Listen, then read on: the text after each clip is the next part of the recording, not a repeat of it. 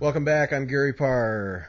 And I'm Christine Williams. And you are listening to the midweek version of Fiber Talk, that twice-weekly podcast thing that we do that is for people who play with needles and people who love to play with needles, who love those people. Yes, you finally got it. Yeah, I worked on that. Pretty cool, Although huh? that started to sound like the Chili Hollow introduction, though, so I know. I have to make sure we differentiate between the two. Yeah. But, yeah, I thought, it brings it full circle, see. It does. It does. Yeah. But, I might have done better if I'd asked Jane to come up with it. Perhaps. Yeah. We should challenge her, actually, to do that. Yeah, well, the trouble with her, though, is we'd be 30 seconds into the show before we actually had it said. So, yeah. Because we're not now. Oh, oops. Never mind. So, okay, let's see, what do we got going here? If you missed Debbie Woodward last Sunday, you got to go back and hear it. What a tremendous show with Debbie Woodward, Painted Pony Designs, and Destination Dallas, and how she built her business, how it got started, which was a fluke kind of thing. Really a great story. So if you missed last Sunday, go back and listen to that. It's really good. Yeah, I like that one a lot. And I'm looking forward to actually, hoping to go to the show next year just to be able to walk around and see all the different stores. My search for stores is never ending here, and it just seems like there aren't very many around. So to be able to have all of them in one place so I can say, where are you? Because I'm finding just to get supplies and things, I'm still resorting to online things. So if I was doing painted canvases, it would be easy. But doing the kind of work that I'm finding myself drawn to, it's been a little bit more difficult. So, so to be able to talk to those people and see them would be pretty cool. Yep. And speaking of your work, how many pieces you got going now? You're out of control. Yeah. Right. So when we started the podcast, I had none, and I was knitting, and then I started the Debbie Rowley piece, and then so what's happened is, okay, so I guess this is all about who I am. I am a little fidgety. I don't like not knowing things. Like once I have a subject matter that I'm curious about, I can't not know it. So I have to delve into it 150%. And so for this, because it's a practical art, right? It would be like cooking. If I decided I was into bread making, I would be making loaves and loaves of bread, which fortunately I'm not, because I would probably be 700 pounds. So this is the non-700 pound version of that. Good move. Yeah. So what happens is we talk to people, and each person is, has a little different thing to contribute. And, so Debbie had the counted needlepoint with all these new stitches. So I had to try that. So I started with that. And then as we're talking to different people, it's cross stitch and, not samplers. I don't have a sampler going yet, but counted cross stitch. And then I started looking into the stump work, which led me to historical needlework in England, which then opens up to Jacobean crewel work. So there's kind of a lot of things that I'm like, oh, that looks interesting. I want to try a little bit of that. So what has ended up happening is I've started, and I'm working on each of these things. It's not like I started and I put it aside and I'm not coming back to it. I've got a whole bunch of different things going, and I pick up different ones depending on generally where I am and the mood I'm in. So my counted needlepoint, charted needlepoint right now that's done. And I have another Debbie canvas, but I haven't started it yet. So that's out of the way. I have 2 cross stitch pieces going right now. One is, a tiny piece that's a little clockwork bird that I got as a kit, from Nordic Needlepoint. And that one is a challenge only because it's charted in color, and the canvas size is so tiny that it's impossible to work without magnification and light. So there's that. Then I have a very, very easy, it's probably on 14-point Ada cloth, other cross stitch piece that I found this week was really good for being in a car for a long period of time, even a bumpy car, because it's hard to miss in 14 feet. There you go. And you don't really need, like I could not do any like freehand needle, embroidery because that you really need precision, right? So this, you're basically stabbing and you just stab until you get the needle. So even if you're on a bumpy road, it's not terrible. So I can do it anywhere. And it's the piece itself, I look at it and it's very sort of, it looks almost pixelated to me, and it's almost comical how basic it is now, because not that, what I mean by that is this. It's so compared to something like a surface embroidery where you have these beautiful smooth curves and even counted needlepoint, you can get these really nice curves because you're working on a smaller gauge canvas. Because this is so big, it ends up looking a little bit like 1980s Mario Kart. Little squares, right? But it's charming because of that, right? So, and it's a reasonably sized piece, and it's just all figures on a background. So that's one, and that's I can take it anywhere, do anything, don't have to put too much effort into it, kind of thing.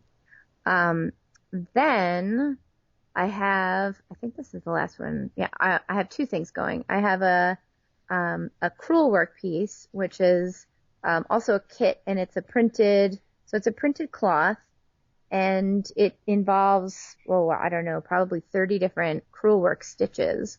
So again, this is a really nice one for learning. So it's done bullion knots and French knots and woven bits and, chain stitches and stem stitch and straight stitch and a little bit of long and short stitch. So this is another one where I'm learning a lot, but it's kind of big and it, like, nothing is minuscule and I'm struggling to see it. So it's an enjoyable, relaxing piece because I can learn something and I'm not struggling to do it technically.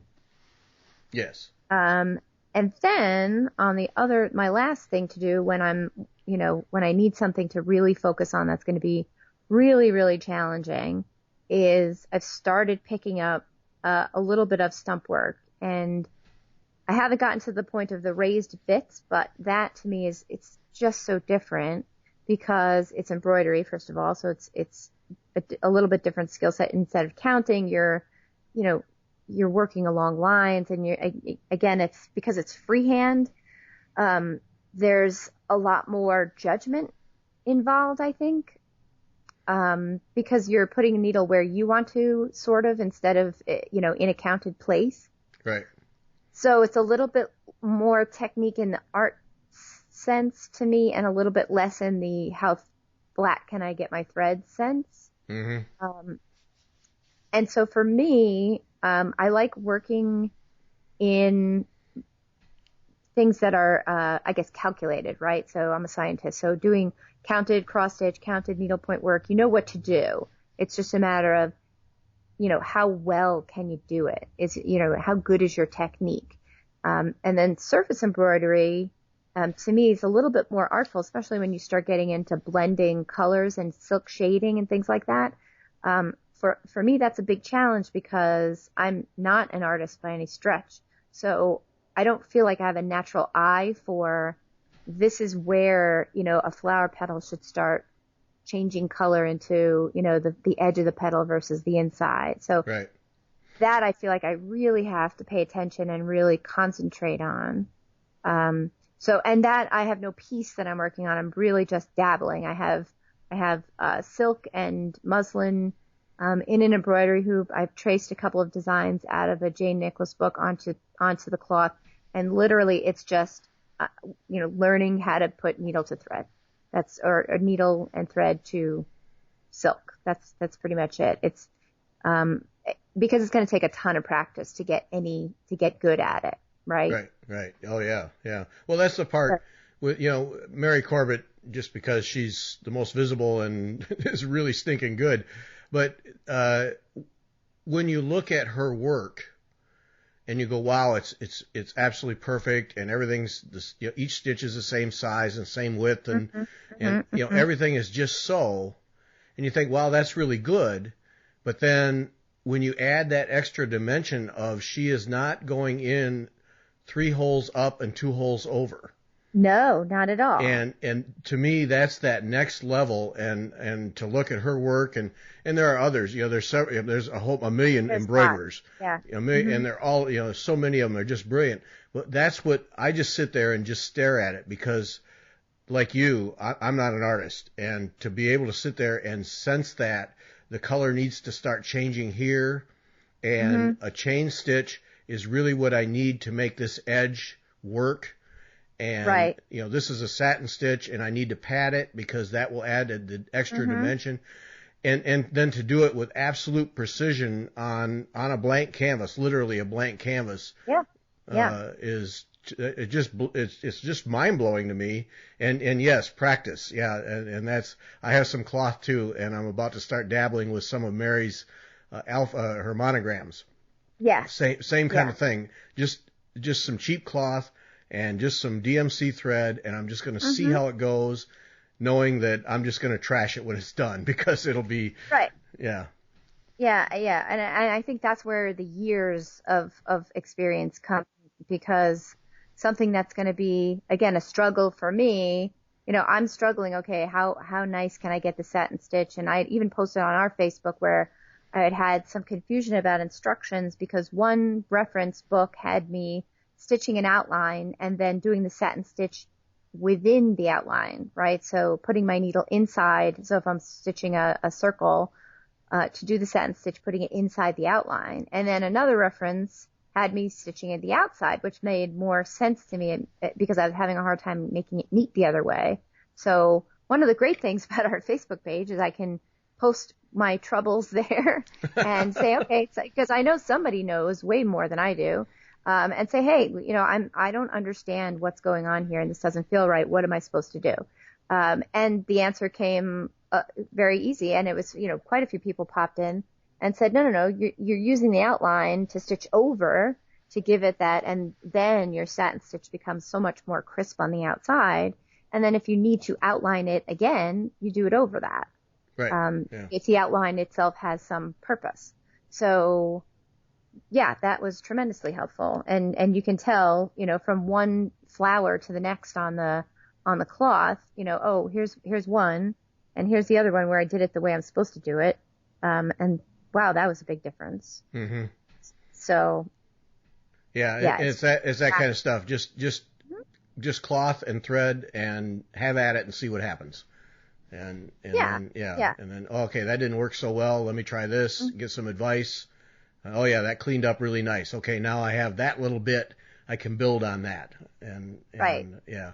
And I guess that was the whole point of samplers to begin with, was figure stuff out, right? So I'm just the same thing that everybody else did to learn, just not in the same style. Right. So yeah, it's like a doodle pad of needlework, I guess. Just trying different things and seeing which ones are nice, and just picking, I'm picking pictures. It's funny. I went right back to the way I started needlework, which was when I was tiny. My grandmother tracing, pictures out of coloring books onto muslin, and then having me just backstitch across, along the outlines. Yeah. It's really no different than that. It's just, here, stitch this thing, and see how you get it, and then, it was, okay, well, that's nice, but your curves aren't very good. So why don't you try shortening your stitches so that you can make the curves a real curve instead of, very angular. And you don't know that until you do it and you look at it and say, wow, that doesn't look like I want it to. So, right. Yeah, it's kind of fun, but that's the piece that I need to concentrate. I need to really put my effort in. So that's not one where I have TV on in the background. That's something where I'm listening to a podcast or music or nothing, because I really need to pay attention, and I need really good light, and I need to not be in a car that's bouncing. So yeah, and it depends also, and we've talked about this before, and I know a lot of people will identify this. It depends on the mood I'm in. If I'm in a mood where I feel like learning something, then I'll pick that up. If I'm in a mood where I'm stressed out about something or worried or kind of have to work something through in my head, I'll pick up, the bigger cross stitch or even the crewel work, because I can stitch that without looking at a guide and thinking about it. And it's just needle going through fabric. And you'd be surprised how at the end of an hour or so, sometimes things get resolved, So yeah, that's the truth. Yeah. You occupy that part of your mind that needs to do something like that. And then the other side relaxes and then solutions come. Yes. Mm-hmm. Right. Yeah. The Buddhists call it the monkey mind. So you're giving your monkey something to do. The monkey is the part that's, I don't know what I'm going to do for tomorrow, and I don't know how work is going to be, and this weekend I have to go somewhere. And all right, monkey, here's something to do, and then you can figure out all your other stuff. Right. So. No, I do that. I do that a lot with my bike riding. I don't do it so much with my stitching, but I'll have a problem. I need a solution. Okay, I need a bike ride. I need 2 hours of sweating and sore legs because it's the same thing. And then my mind relaxes and we start to figure things out. Yeah. Yep. That's how it goes. Yeah. Yep. Yeah, no, Marga has commented more than once. You need a bike ride for this one, don't you? Yep, I do. I do. I'll see you later. Yeah. For me, that's either the gym or the motorcycle. Because the motorcycle, like a bike, you driving in a car, you just drive in a car. You're not really paying much attention a lot of times. On a motorcycle, you pretty much have to concentrate a bit because, people are trying to kill you. So, you do have to pay attention, and your mind, your head's on a swivel and all those things. And it takes up just enough of your brain so that you can really focus on the other thing. So all of those things. Isn't that the truth though? Yeah. Same thing with a road bike. Yep. You gotta pay attention because people are trying to kill you. Yeah. Mm-hmm. Yep. That's what they taught us. So ride like you're invisible and ride like people are trying to kill you. Yep. And once you really embody that, you're a much safer rider. Yep. So true. Yep. Yeah. And see, for those things, I have to do that on my road bike because I can't go on my mountain bike on single track trails because there you have to pay attention or you end up in a tree. So, so it doesn't work because I've tried it. Okay, I'm going to go on my mountain bike to solve this problem. And then you can't because one misstep and you're down on some rocks or something. So yeah, it has to be the road bike. Yep. Yeah, we all find our solutions, don't we? We do. And I'm just so glad to have this as a means of just blowing off some steam or, doing anything. And it's funny because my son walked in yesterday and I had the crewel work piece and he hadn't seen it in a while. And it's got flowers in it. It's it's a little bit splashy because it's got so much color and things going on. He was like, wow, that actually looks like, stuff. Which from a 14-year-old is like the best compliment ever, right? Yeah, there you have it. Yeah. But he was looking at it. He's like, wow, that stitch in particular, those flowers, that's really cool the way that happened. It's with a little very variegated thread and stuff. So, from a 14-year-old, that's a pretty high compliment. Yep. Yeah. See, it's interesting that you find stress relief stitching. Now, see, I stress stitching relaxes me, but what it does for me, because I invariably watch TV, mainly sports, while I'm stitching, and what it does for me is it does not allow me to think about anything else. So I'll be paying attention to TV and my stitching, and so I can't think about anything else because I'm occupying everything I want to put into it with that. So then when I get done, it's like I've had this escape. And so I don't solve any problems, but I've just had this complete release escape. The body relaxes and we just stitch and watch mindless TV or sports so it works a different function for me. Yeah. Yeah.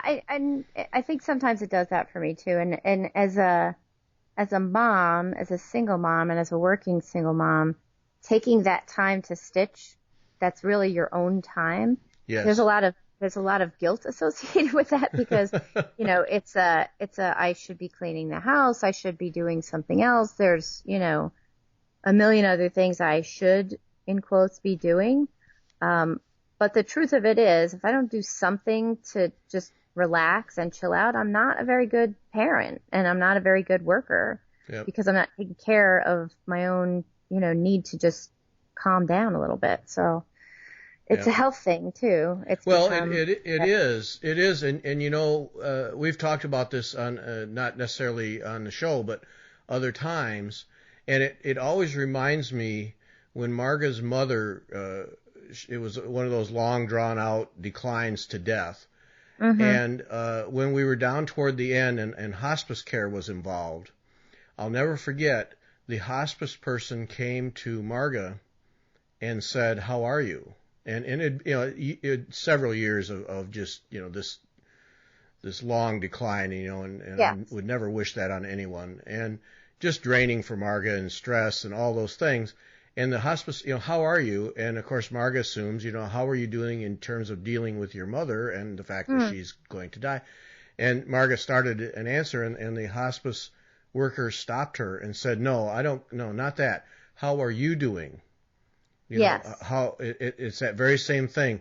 You're not a good parent. You're not a good worker unless you have something like that allows you to escape. And it was for Marga. She still tells that story, and she took that to heart, and it really helped her in terms of how are you doing? What are you doing for you? What are you doing for your sanity? For your, you know, and it came from that hospice worker at a time that was very stressful and very sad and just, you know, depressing and demoralizing. And it was that one bright spot. No, I don't care about that. How are you doing? And, yeah. And saying, yeah, that's, I learned so much from hospice workers. What an amazing group of people. And I think it's a parent thing. You know, maybe that's what I've learned from being a parent. Yeah.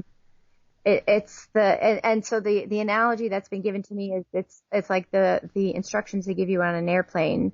You know, put on your own oxygen mask before you take care of those around you. Yes. And it's simply because if you don't, then if you pass out while you're trying to put the mask on somebody else, then that's two people that aren't helped.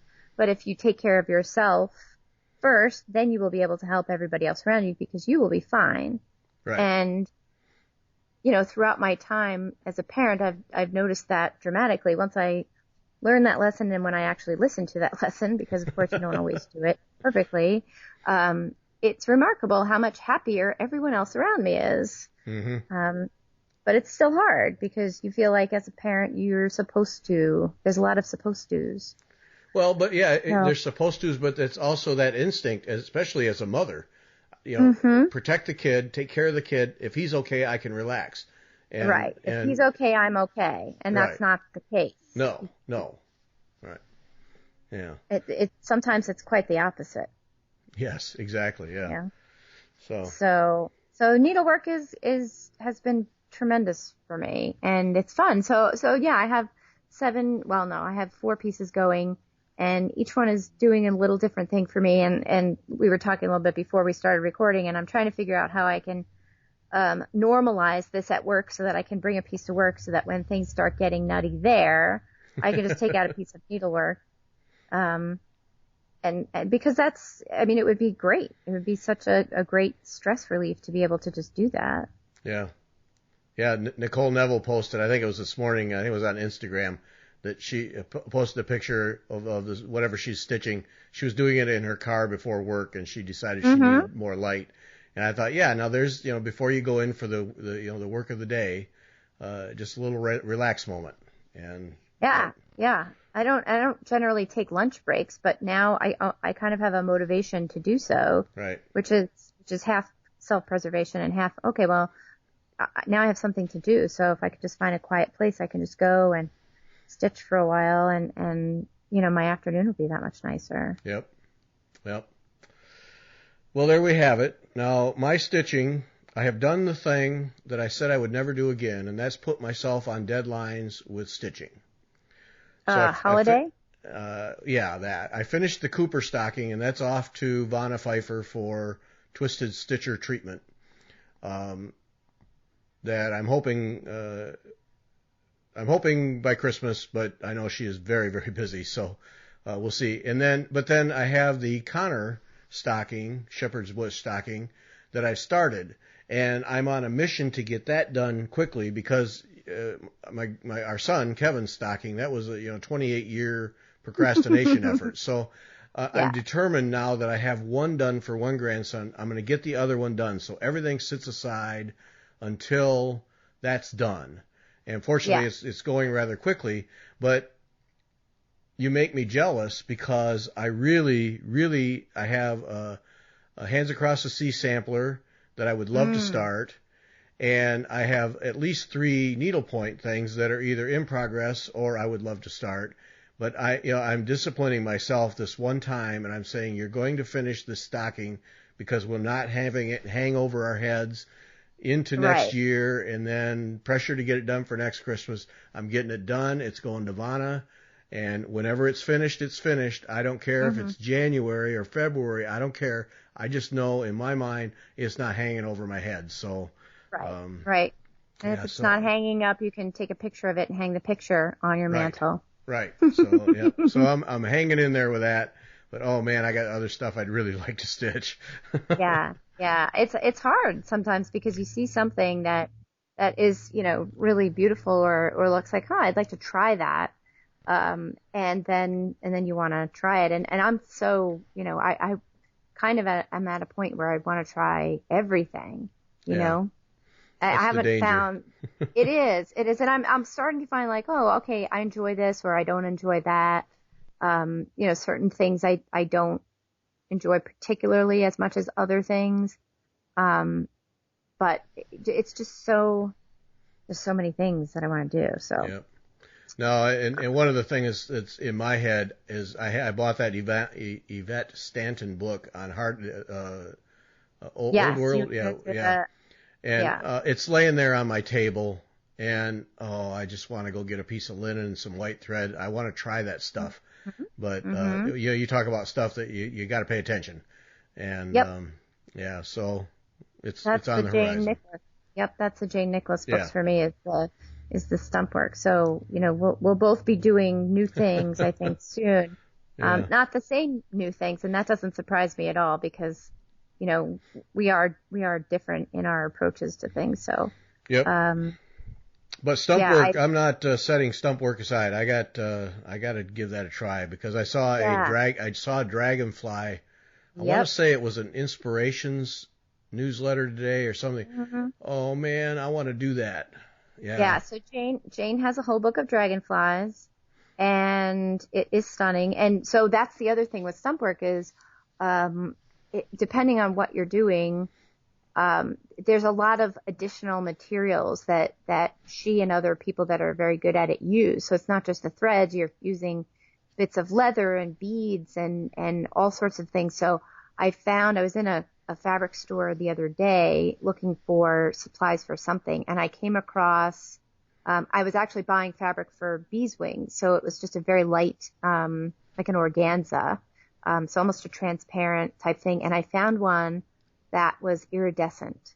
So for any other thing, it would be the cheesiest, like kind of like, why would you ever use this fabric in any kind of gown or anything, as far as a costume, well, maybe for a costume, but like for attire, I would never use it. Right. But man, is it perfect for dragonfly wings and not other insect wings because other insects don't have that iridescence to them, not like this does. But it is absolutely perfect.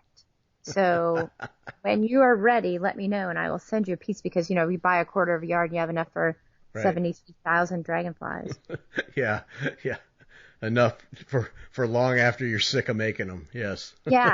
Yeah, but then I still need like the some of the bodies that she does with like leather and other padded stitches, but other materials. So now I've kind of got my eye out for old fabrics, weird fabrics, little bits and bobs of things around that would make for good stump work things. Yep. So. Well, that was that stump work reminds me, in a way, a long time ago. I was curious about fly fishing, but not the actual fishing because I find fishing incredibly boring. But fly tying and how the different flies, the wet flies and the dry flies. And in reading on that, those guys that do that as a hobby, same kind of thing. They're always looking for bits and pieces of things, lace and all kinds of Yeah. things that Yeah. imitate nature, and collecting those pieces, and then little drawers of oh, I got a little of this here and a little of that there, Mm-hmm. and Mm-hmm. and any old clothes, they don't get thrown away. They get cut up into little pieces, and Yeah. a completely different world, but the same kind of thing, the same concept. Yeah. Yeah. I was at an antiques, not a store, but like a flea market-y kind of thing in Pennsylvania over the summer.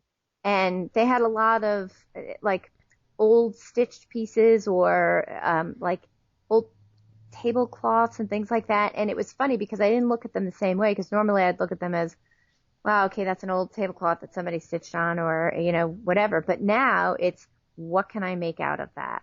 Yeah. Is that something that I could rescue the fabric and maybe cut off the stitching and then stitch it again, because, these are old pieces of cloths and they don't behave the same way as new, Mm-hmm. right? So there is some benefit, I think, then to using aged things as well.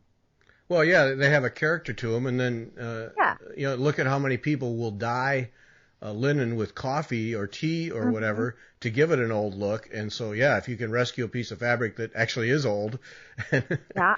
actually Yep. has an old look to it, yeah, why not? You know what stains silk really well? Um, what's that? Red wine. Yeah, and how would you know this? Yeah. Oh, I don't know. Just a guess. Scientific experiment, huh? Yeah. So right. So this was one of my pieces that I was, my noodling pieces that I was working on.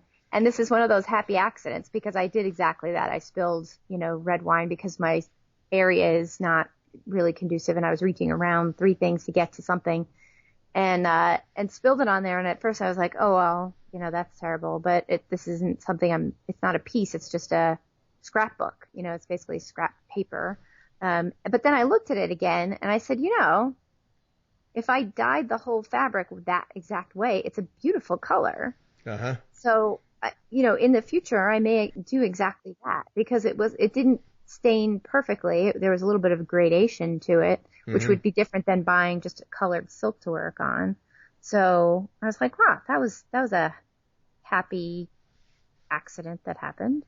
So I would definitely look to do that in the future, because a lot of the work you see is on, ivory or white fabric, but to do it on something like that's a pretty other color would be kind of nice. Yeah, there you go. Science at work right there. Mm-hmm. Yep. So, got to talk about, every now and then I'll trip over a project that someone's doing that just makes me stop. And one on my Feedly newsfeed thing, one of the blogs that I follow is Jan Fitzpatrick's, I knew I'd mess it up, Jan Fitzpatrick's Thread Medley. And it's threadmedley.wordpress.com. And I don't know, I just ran across her blog and I just put it on the list, and I just follow her, and I have for quite some time now.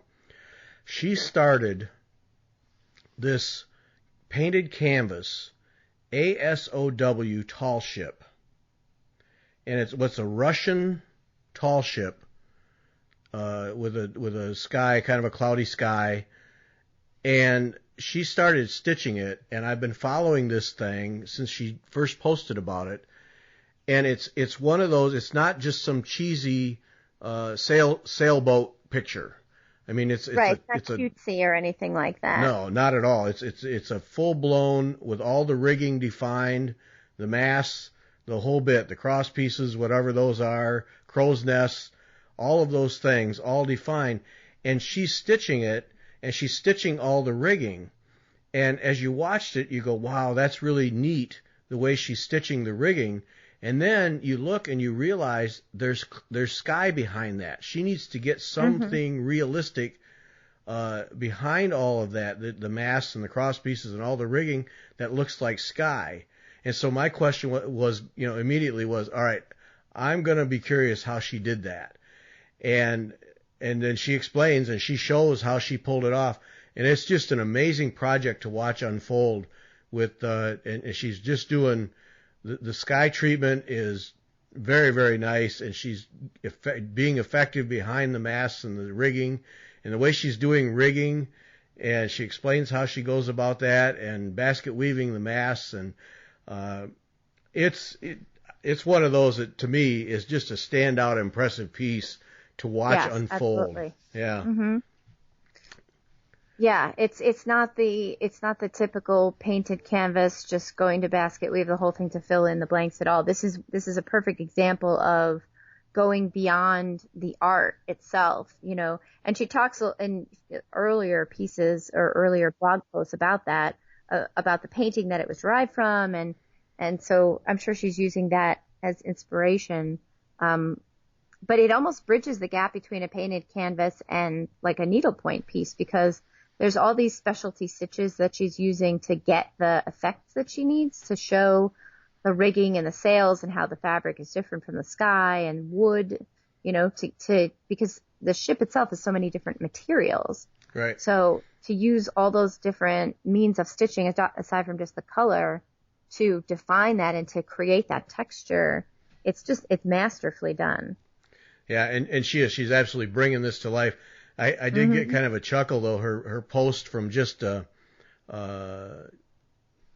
was September 16, but I just saw it here just the other day. I had not been keeping up quite like I should, but where she talked about she had finished a portion and she was going to be able to scroll the canvas down to get to more of the ship, and she thought she was down to the main ship itself.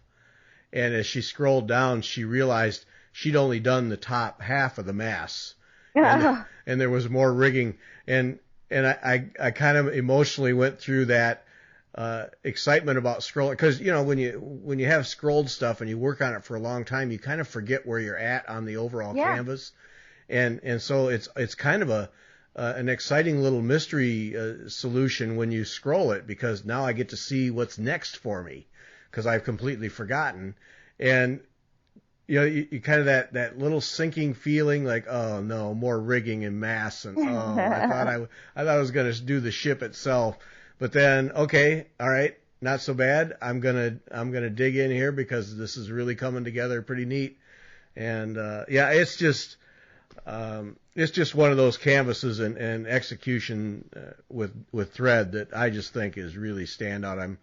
It's going to be neat to see, because it's a big canvas. If you look at the original post, it's a big canvas, and it's just going to be fun to see this get finished. But so Jan Fitzpatrick, and there's a good chance we'll get her on the show coming up to talk about this and learn more about what she's doing. But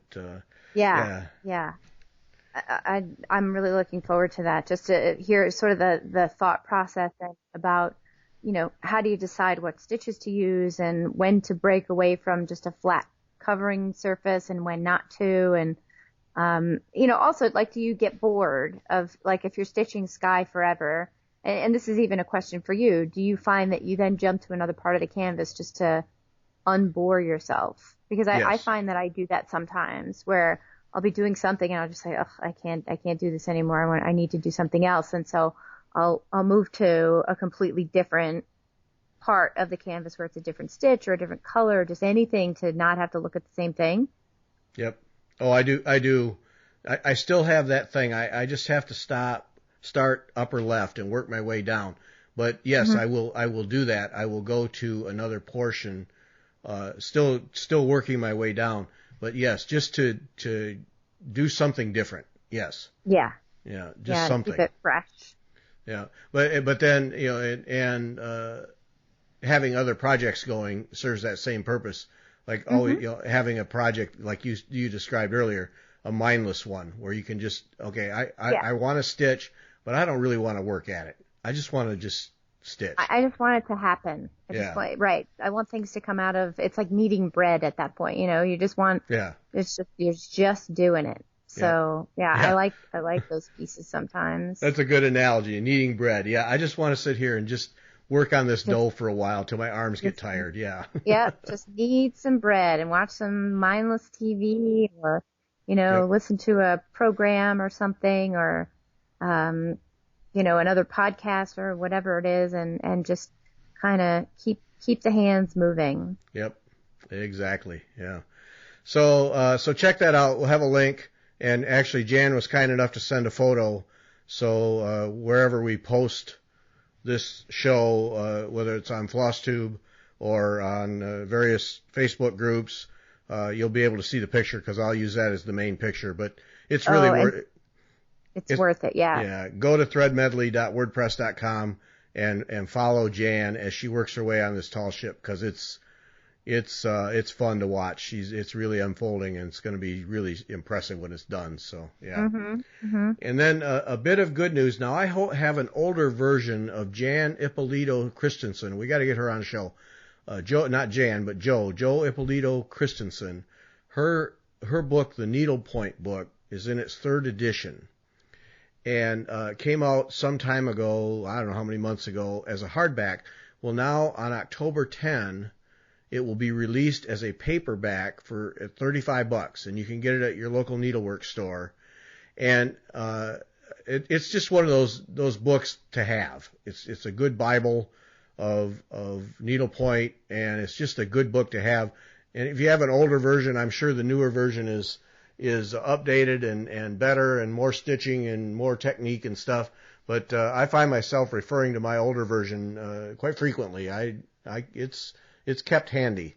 But by doing it in paperback, then I immediately thought about going to Office Max or whatever office supply store because they'll cut the spine off and then they'll put a spiral binding on it. And people do that for a lot of needlepoint books, so they'll lay flat. But I never thought of that. Yeah, this is one of those books that I think I'll buy the latest version just to do that because my book, the one I have, is a hardbound, and I think I'll do it, buy the paperback of the 3rd edition, and just go down and just have it bound so it will lay open flat. Because I mean, it's obvious why you would do that. You got to use 2 hands to stitch, but you sure would like that page open for reference. So yeah. Mm-hmm. Mm-hmm. I never thought of that, and that is a brilliant idea. Yeah, I don't know what they charge to do it. It can't be a whole lot, but even so, it's worth it because it makes that kind of a book so much more useful. That yeah. So $35 you can order now, October 10. So 3rd edition is the newest one. So there you have it. Let's see what else. What sort of, before we go off of that, what sort of things do you find that you use that for reference for? Just like stitches or tips, or, strategies? Yes, and yes. Okay. And it's a fun book to sit down and just leaf through. And leaf through to remember things you've forgotten or discover new things that would be helpful.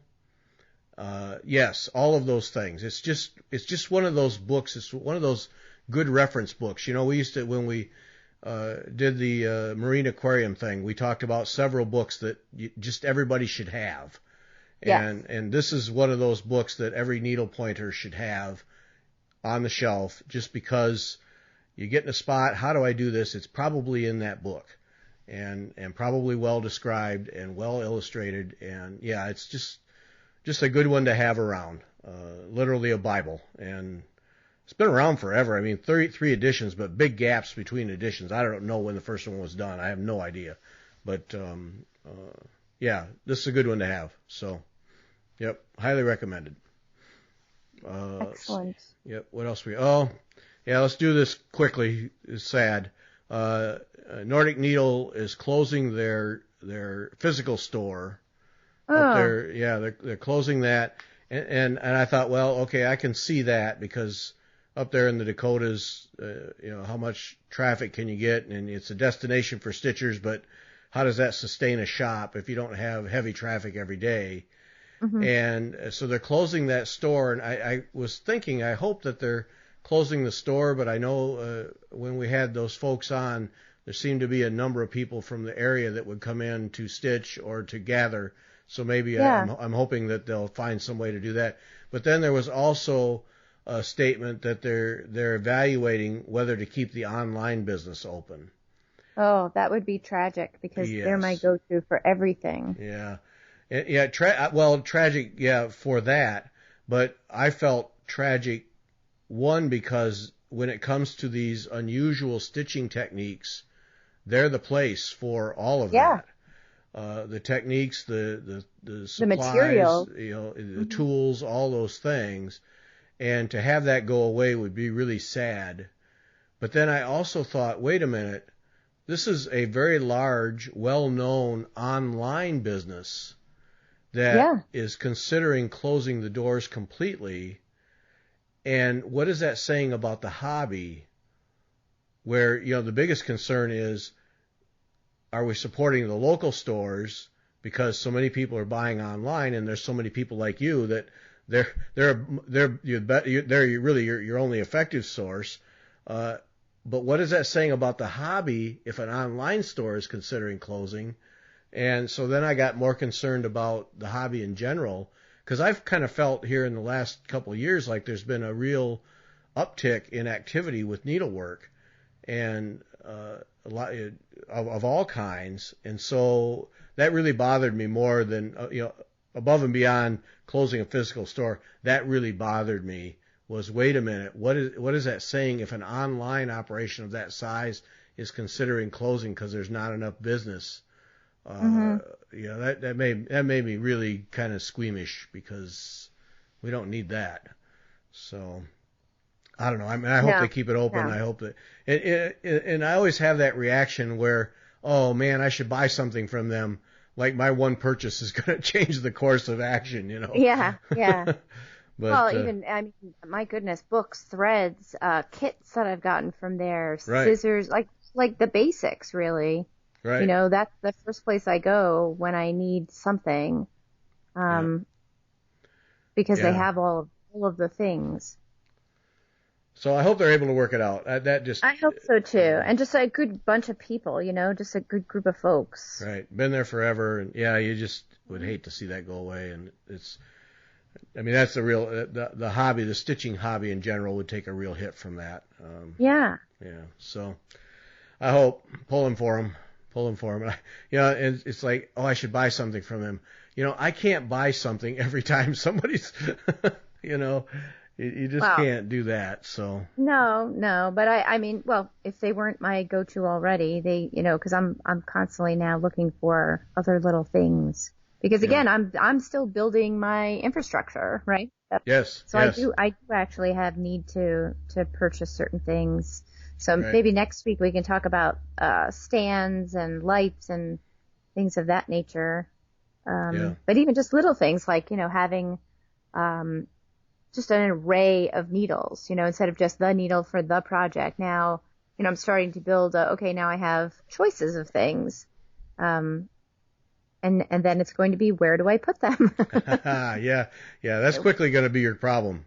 When you're knocking over red wine on silk, that's quickly going to be your problem, is where to put this stuff. If it wasn't, someday I will take a picture of my stitching corner, because it is probably the least well conceived corner ever. Just because my lamp it's like a gooseneck lamp, and it hangs over me. So to get to the table, I have to reach up and over the lamp, and it's a guarantee. So I have a coffee next to me that has a cover and a straw. So yep. I'm using the sippy cup method, which we are still going to do, by the way. Yes, we've been doing research, merch, Fiber Talk merch.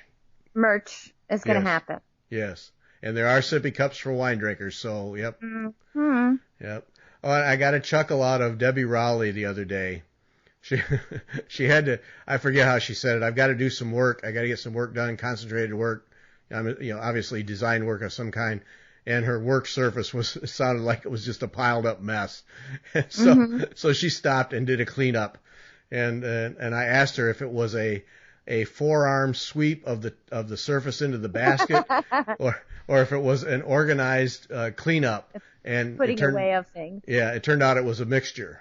So because there's in many instances there's nothing more satisfying than a forearm sweep right off the edge. Okay, that's done. Now move on. Yeah. So, and then other people were talking about having to clean up, and it was fun. What really made me chuckle is I had just done that same thing like a week and a half before, because my surface my table that I work on, which normally has plenty of space, literally had gotten to the point where I was moving things out of the way just to have a little space. Right. And it was, wait a minute, I just bought this big table and shelving so that I would have space to spread out, and now it's all piled up with stuff. This is ridiculous. And so it was, I just stop and clean this mess up because it's ridiculous. And so I did, yes. I think needlepoint supplies are like air. They expand to occupy the space you give them. Yes. So you just have to take that into account and just, acknowledge its nature and try to contain it. That's all. But, don't fight its nature. That's just what it is. Yep. No, and now I remember. Yeah, that's so true. Now I remember what I was going to put the piece for Connor's Christmas stocking on my scroll bars.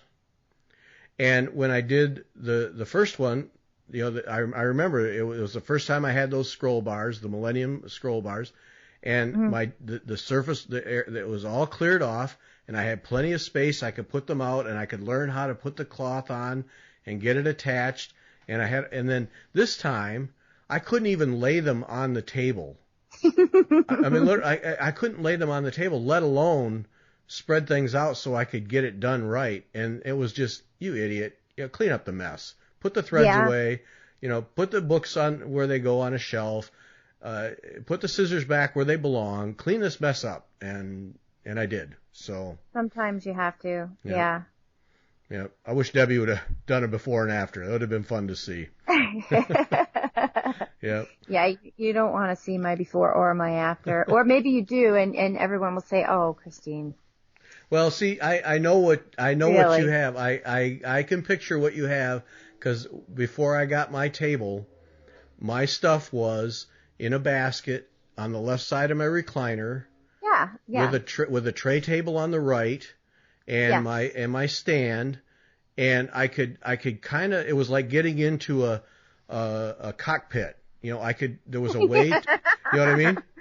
Yes, I do, exactly. Yeah, there was a way to wiggle in, and there was a way to wiggle out, and if you had to get out in a hurry, you invariably knocked something over, and and it was just a mess, and that was what prompted me to head to IKEA and get what I really needed. Yes. Right. So no, I can pretty much picture what your work area is like. Yes. Because I think we all get there. Yes. And I think too, like I'm appreciated because people have talked about using office chairs to stitch in, and at first I was like, oh God, that would be horrendous. No. But now the idea of going into working on a floor stand, like a proper stand, I can really see the benefit to having a good office chair because it's set up for you to sit for comfortably for lengths of time.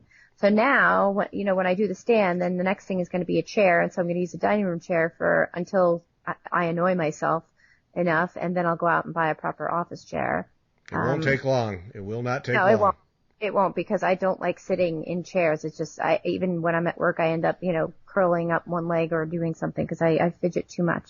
So no, it definitely won't take long, and then it's just my family's just going to have to deal with the fact that one corner of the living room is now dedicated to that. But, I worked on a middle school play a few years ago, and I'll probably be doing the same this year.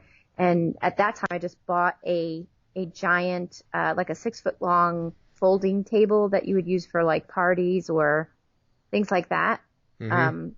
Big plastic table I set up my sewing machine. So for like 2 months straight, that was my living room. And somebody came over and they're like, oh, I love this sweatshop look you're going for here.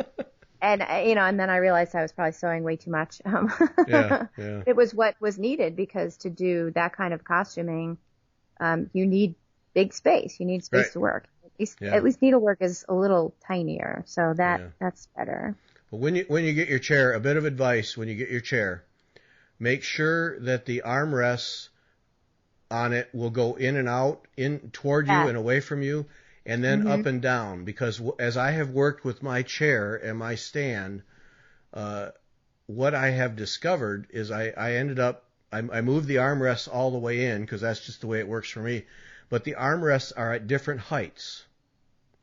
Oh, yes, because your underarm is going to be lower than your overarm. Right. Mm-hmm. And for the longest while, I had them at the same height, and I just couldn't get comfortable. And then I dropped the one just a little bit, and by golly, there it was. And so I have forearm support at the proper level for each. And, World of difference. Yeah, world of difference. Yep, big difference. Yep. So there you have it. That's enough. I think so. So Sunday, Doug Kreinik. Yes. I'm so excited about that. That was so much fun to do. Yes, we have Doug Kreinik, and that was great. And interesting thing is one of the magazines that I'm editor of is called Efficient Plant. And when we got done recording with Doug, the Efficient Plant magazine, we have a writer, Michelle Segrist, who does a story about a plant's maintenance, reliability, efficiency programs. Like factory. A factory, yeah. So she'll travel to manufacturers and go in their factory and interview the people who are responsible for keeping the thing running, saving energy, making sure bearings are greased, figuring out why motors blow up, those kinds of things. Mm-hmm. And so I asked Doug because, he's got an operation that started way back in his parents' house, and you'll get to hear that story, but he has old machinery, and then in a modern day manufacturing environment where they're cranking out a lot of threads for a lot of different reasons, that it's interesting how they deal with that and how they modernize. And he said they have a couple of guys, I think one guy in particular, who has really helped them advance their manufacturing processes. Well, Michelle is going to do a story. It'll probably be in our December issue, and we'll talk about it. We'll have a link. Michelle is going to do a story about the Kreinik factory and the manufacturing. So, yeah. So jealous. I know, and that's the thing. I am really jealous because I want to go there and do the photography for the story, but I can't. Yeah, that would be true. So for you from the photography side, and I can imagine like the macro shots that you could get would be so cool. I know. So cool. And then me, because I work in a factory, and so, manufacturing efficiency is something that's, kind of our bread and butter. This is what we do. And that's funny because that's kind of how Doug and I ended up connecting, was talking about just that idea of like, okay, so now you can do it. And it's not even a matter of how can you do it so you make more money. It's how do you do it more efficiently so you don't drive yourself crazy. Yes. Right. So it was cool to talk to him about that because he faces the same sorts of issues that I do in my regular paying job, but just in different machines, right? Making different things. So that was a really fun conversation to have. Yep. So the two people who are intensely interested in going to the Kreinik factory and seeing how they make the threads can't go. I know. It's like, where did this go off the tracks? Yeah, I know. Thanks. Yep. So Doug Kreinik Sunday, and then coming up as soon as the story's done, we'll talk about that. And then next Wednesday, Orna Willis is going to join us for the Wednesday show because she has a new design coming out that she's putting together to help raise some money for Puerto Rico. So, that's great. Yeah, so she's going to join us. We'll talk about other things, but we'll talk about that design and what she's doing there, which is pretty neat. But the design isn't ready, and so it will be ready when she joins us next week because she said the stitching's done, but not the instructions. So she'll join us for that next week. So you're saying I'm going to have a piece number 5 is what you're saying. I did not say that, but you can conclude that, yes. Mm-hmm. You can in fact include that. Yeah, you can conclude that, and as will I. It's not, you're not alone, but yeah, you can reach that conclusion quite easily. Yes, you can. Good. That's it. We're done. We're out. Thanks for listening.